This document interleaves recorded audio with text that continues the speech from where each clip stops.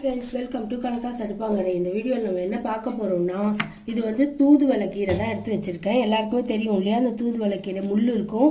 அதனால நல்லா நான் சுட்டுட்டு குக்கர் எல்லாத்தையும் கட் பண்ணி கத்திரிக்கோளால் நல்லா முள்ளெல்லாம் எடுத்துட்டு இந்த மாதிரி ஆஞ்சி எடுத்து வச்சுருக்கேன். இன்னைக்கு இது சளி, தொண்டைக்கட்டு, பாருங்க நானே எப்படி பேசுகிறேன்னு உங்களுக்கே தெரியறதா, பயங்கர சளி, இரும்பல் தான். அதனால நான் இந்த தூதுவளை கீரை கிடச்சிது வாங்கி ஆஞ்சி எடுத்து வச்சுருக்கேன். இதை வச்சு இன்றைக்கி ஒரு வத்த குழம்பு தான் பண்ண போகிறோம். அது எப்படி பண்ணுறதுன்னு பார்க்கலாம்.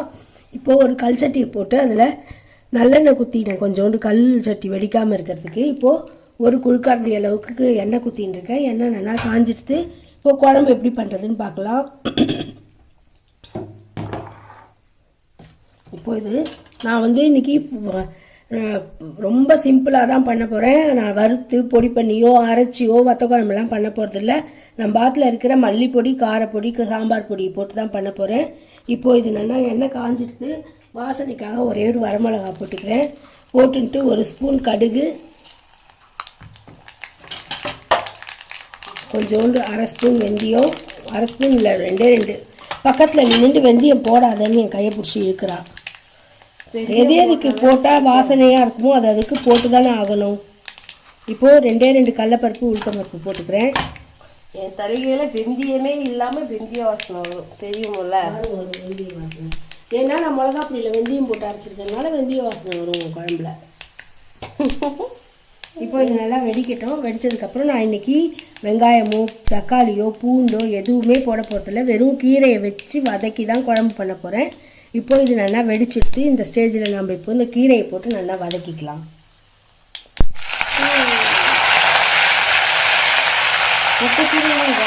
அவ்வளோதான்.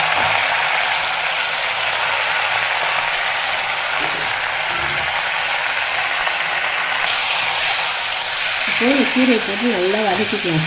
சிறுல வதக்கின்றதுக்கப்புறம் நம்ம புளியை கரைச்சி போட்டலாம். இந்த கீரை கசக்குமே நினைக்காதீங்க, கசக்கவே கசக்காது, ரொம்ப நல்லது உடம்புக்கு. இது பாருங்கள், நல்லா வதங்கினதுக்கப்புறம் எத்தனோண்டு ஆயிடுச்சு பாருங்கள். அதனால் நிறைய இருக்கேன்னு நினச்சிக்கவே வேண்டாம். இது உடம்புக்கு ரொம்ப நல்ல கீரை.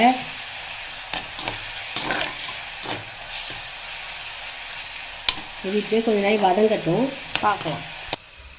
ஒரு நெல்லிக்காய் அளவுக்கு புளியை ஊற போட்டு கரைச்சி எடுத்து வச்சுருக்கேன். இப்போது இந்த கீரை நல்லா வதங்கிடுத்து. இப்போது நம்ம இதில் கொஞ்சோண்டு பெருங்காயம் போட்டுக்கலாம் வாசனைக்கு. போட்டுன்ட்டு இது கூடவே நம்ம பெருங்காயம் போட்டு வதக்கி விட்டுக்கிட்டு ஒரு ஸ்பூன் அளவுக்கு தனியா பொடி சேர்த்துக்கிறேன். தனியா பொடி, ஒரு ஸ்பூன் அளவுக்கு காரப்பொடி, நம்ம ஆற்றுல அரைச்ச சாம்பார் பொடி ஒரு ஸ்பூன் போட்டுக்கலாம். மஞ்சள் பொடி ஒரு சிட்டிக்கை போட்டுக்கலாம். பெருங்காயப்பொடி ஆல்ரெடி போட்டாச்சு. மஞ்சள் பொடி போட்டு நல்லா பொடி வாசனை போக கலரி விட்டதுக்கப்புறம் இந்த குழம்புக்கு தேவையான அளவுக்கு உப்பு சேர்த்துக்கலாம்.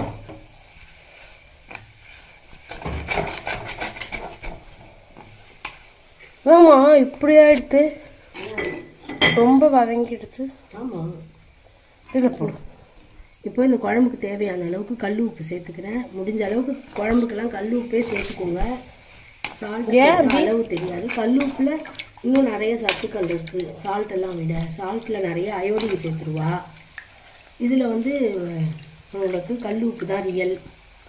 இப்போது இதில் புளியை கரைச்சி வச்சு அதை நம்ம அதில் சேர்த்துடலாம். தேன் மாதிரி இருக்கும் குழம்பு, கசக்கவே கசக்காது. குழந்தைகள்லேருந்து எல்லாரும் இனிக்குமா?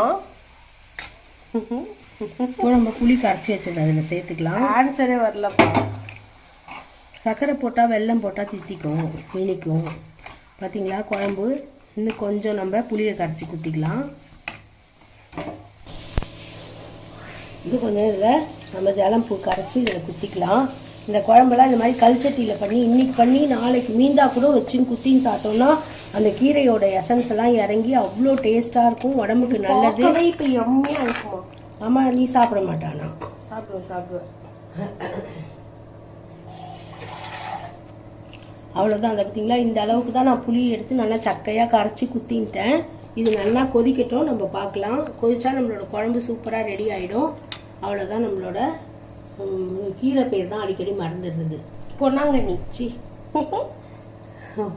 தூதுவளை கீரை குழம்பு.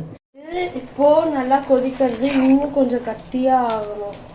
திக்கானால் தான் டேஸ்ட் கிடைக்கும். தண்ணியாக இருந்ததுன்னா சல்லுன்னு இருக்கும் குழம்பு. ஆமாம், அதனால கொஞ்சம் இன்னும் திக்காகட்டும். திக்காகட்டும், பார்க்கலாம்.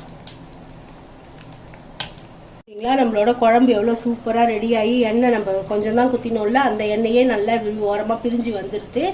இதே மாதிரி நீங்கள் தூதுவளை கீரை கிடச்சிதுன்னா ட்ரை பண்ணி பார்த்துட்டு எப்படி இருக்குன்னு கமெண்ட் சொல்லுங்கள். தேங்க்ஸ் ஃபார் வாட்சிங். பாய் ஃப்ரெண்ட். நான் எப்பவும் சொல்லுவேன்ல பாத்திரத்தில் மாற்றிட்டு பார்க்கலான்னு. ஆனால் இந்த குழம்பை நான் பாத்திரத்தில் மாற்ற போகிறது இல்லை. சட்டிலேயே இருந்ததுன்னா செம்ம டேஸ்ட்டு கிடைக்கும். இப்போ நான் ஸ்டவ்வை ஆஃப் பண்ணிக்கிறேன்.